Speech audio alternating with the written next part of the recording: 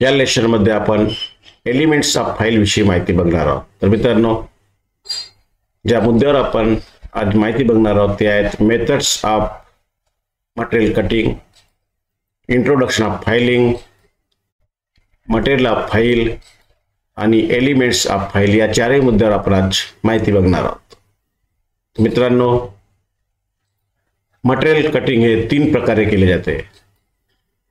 पहिली जी पद्धत आहे ॲब्रेजन, दुसरी आहे फ्युजन आणि तिसरी आहे इन्सिजन। या तीनही प्रकारे मटेरियलची कटिंगची क्रिया ही केली जाते। सर्वात अगोदर आपण ॲब्रेजन विषयी पाहू। यामध्ये जे ॲब्रेसिव्ह कण असतात, पार्टिकल्स असतात छोटे छोटे, त्याच्या सहाय्याने मटेरियलची कटिंगची क्रिया ही केली जाते। यामध्ये ग्राइंडिंग व्हील, फाईलचा पण समावेश करून मटेरियल कटिंगची क्रिया ही केली जाते। दुसरी आहे फ्युजन। या प्रकारामध्ये मटेरियलला वितळवून वेगळे केले जाते, म्हणजे कटिंगची क्रिया ही केली जाते। यामध्ये gas cutting machine, plasma cutting machine आणि लेजर टेक्नॉलॉजी या पद्धतीचा उपयोग केला जातो। तिसरी आहे इन्सिजन। या प्रकारामध्ये कटिंग टूलच्या सहाय्याने मटेरियलच्या चिप्स वेगळ्या केल्या जातात। तशा वेगवेगळ्या चिप्स काढून त्याच्या मटेरियलची कटिंगची ही क्रिया केली जाते। असे तिन्ही प्रकारे मटेरियलची कटिंगची क्रिया केली जाते। तर आता आपण पाहणार आहोत इंट्रोडक्शन ऑफ फाइलिंग। फाईलचा उपयोग हा जॉबवरील सरप्लस मटेरियल जो असतो, अतिरिक्त मटेरियल, त्याला कमी करण्यासाठी फाईलचा उपयोग केला जातो। फाईल हातामध्ये पकडून बेंच वाईसमध्ये जॉब फिट करून ही क्रिया केली जाते आणि ही क्रिया सावकाश होत असते। या क्रियामध्ये कटिंग झालेले जॉब्स असतात, हॅक्सा सहाय्याने कटिंग झालेले जॉब्स असतात किंवा चिजलच्या सहाय्याने कटिंग झालेले जॉब असतात, त्याला योग्य आकारामध्ये व फिनिशिंग प्राप्त करण्यासाठी फाईलचा उपयोग केला जातो।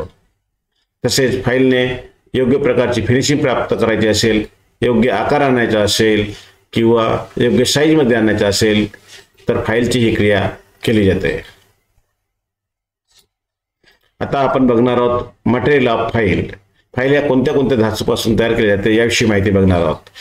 फाईल ह्या हाय कार्बन स्टील, कास्ट स्टील आणि हाय ग्रेड टूल स्टील पासून तयार केल्या जातात, परंतु सर्वात जास्त ह्या फाईल ह्या हाय कार्बन स्टील पासून तयार करतात आणि त्याच वर्कशॉपमध्ये सर्वात जास्त उपयोगात आणल्या जातात।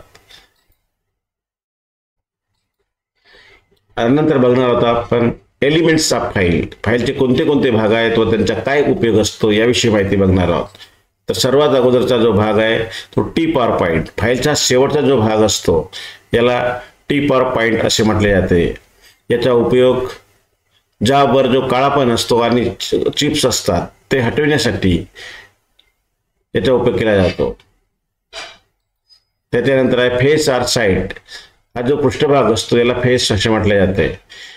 याच्यावर वेगवेगळ्या प्रकारचे दाते असतात आणि त्याच्या सहाय्याने कटिंगची क्रिया केली जाते। दाते हे single cut, double cut, रास्प cut व कर्व कट अशा आकाराचे असतात। त्याच्यामध्ये ग्रेडचा पण समावेश होतो, त्यामुळे दात्यांची संख्या कमी किंवा जास्त होत असते। त्याच्यानंतर एज, तो जाडीचा जो भाग असतो फाईलच्या त्याला एज असे म्हटले जाते। एजचा उपयोग हा अरुंद जे खाची असतात त्या ठिकाणी याचा उपयोग केला जातो। फाईलच्या दोन्ही एजवर सिंगल कट दाते असतात किंवा हँड फाईल अशी जी फाईल आहे एकच फाईल अशी आहे का तिला एका एजला किंवा दोन्ही एजला दाते नसतात, बाकी सर्व फाईलच्या एजला हे दाते असतात आणि ते सर्व दाते हे सिंगल कट असतात। त्याच्यानंतर आहे हिल। हा जो खाली जो पृष्ठभाग दिसतो आपल्याला याला हिल असे म्हटले जाते। यामध्ये फाईलचे नाव, फाईल कोणत्या प्रकारची आहे, ग्रेड कोणत्या ग्रेडची आहे ते लिहिले असते, तसेच कंपनीचे नाव पण इथे मेन्शन केलेले असते। त्याच्यानंतर शोल्डर।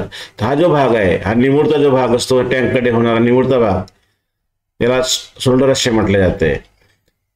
टँक आणि फाईलला जोडण्याचे काम हा भाग करत असतो। त्याच्यानंतर आहे टँक भाग। हा जो फाईलचा भाग आहे, शेवटचा जो भाग असतो इकडे जो हँडलमध्ये फिट केला जातो त्याला टँक असे म्हटले जाते। हा निमुळता भाग असतो आणि या भागाला हार्डनिंग व टेम्परिंग करत नाही, त्याला हार्डनिंग व टेम्परिंग न करता तसाच ठेवला जातो, कारण की जेव्हा आपण फायलिंग क्रिया करत असतो तेव्हा सर्वात जास्त प्रेशर याच भागावर असतो आणि जर हा भाग हार्ड केला तर फाईलचा टँक हा तुटून फाईल निकामी होऊ शकते। म्हणून या भागाला, टँकच्या भागाला हार्डनिंग व टेम्परिंग ही क्रिया करत नाही. त्यानंतरचा भाग आहे हँडल. टँक ज्या ठिकाणी फिट केलेला असतो त्याला हँडल असे म्हटले जाते. हँडल हे लाकडापासून व प्लास्टिकपासून तयार केलेले असतात. हँडल हे वेगवेगळ्या लांबीमध्ये उपलब्ध असतात. 4 इंच, 5 इंच आणि 6 इंच अशा वेगवेगळ्या लांबीमध्ये हँडल उपलब्ध असतात. फाईलच्या लांबीनुसार हँडलची निवड करायची असते. त्याच्यानंतर आहे शेवटचा भाग आहे फेरूल. फाईलच्या हँडलला तडा जाऊ नये म्हणून एक लोखंडी अशी पट्टी बसवलेली असते गोलाकाराची. हिला फेरूल असे म्हटले जाते. फेरूलचा उपयोग केल्यामुळे हँडलची लाईफ वाढत असते आणि क्रॅक जात नाही. तर अशा प्रकारे आपण हे सर्व माहिती बघितलेली आहे.